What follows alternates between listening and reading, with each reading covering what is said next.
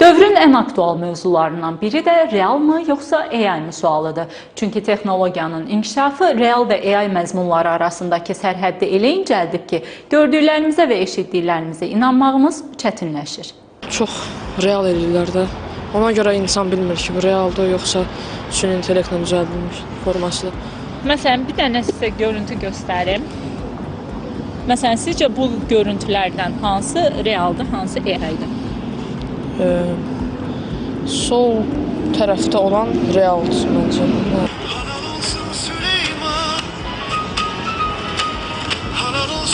Bu süni intellektdir.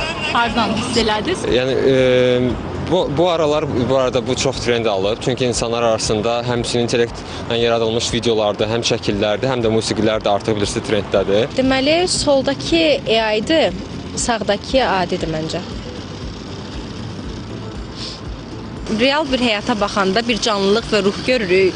Yəni AI-yə baxanda sadəcə boşluq və yalan bir şey görürük və çox rahatdır bunu ayırmaq əslində.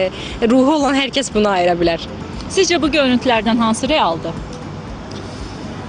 Məncə bu.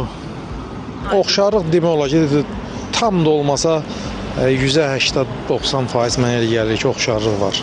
Generativ süni intellekt texnologiyaları mətn, şəkil və video yaradan modellər gündəlik istifadə vasitələrinə çevrilib. Artıq AI sistemləri təkcə verilən tapşırıqları icra etmir, məqsədlərə uyğun şəkildə müstəqil qərarlar verir, mərhələli prosesləri idarə edir və real vaxt rejimində hərəkətə keçir. Artıq Azərbaycanda da reklam filmləri, qısa filmlər, hətta bəzi musiqiçilər üçün kliplər süni intellekt vasitəsilə tamamilə hazırlanır. Yəni, şəkildə tamamilə seçə bilmirik. Musiqi də çox inkişaf eləyibdir.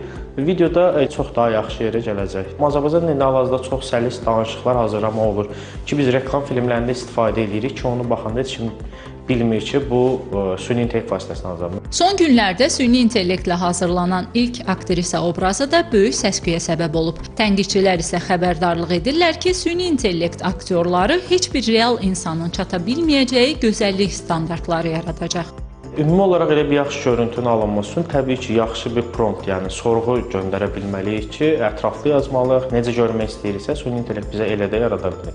Amma o, biraz sadəcə promptla əlaqəli də deyil, platformaların inkişafı ilə əlaqəlidir ki, biz, məsələn, 2024-də nə qədər yaxşı prompt yazsaq, belə görüntülər əldə edə bilmirdik. Amma artıq insan şəkilləri olsun, o qədər yüksək keyfiyyətdə hazırlanır ki, seçmək çox çətin vəziyyətə gəlibdir. Mütəxəssislərin fikrincə süni intellektin inkişaf sürəti həm yaradıcılıq üçün yeni imkanlar açır, həm də cəmiyyət üçün yeni suallar yaradır. Sabahın necə olacağı bugündən bəllidir deyirlər. Deməli, süni intellektin 2025-ci ildəki yenilikləri onun növbəti illərdəki inkişafından da xəbər verir. Röya Salmanova, Emin Tağıyev, Telesəhər.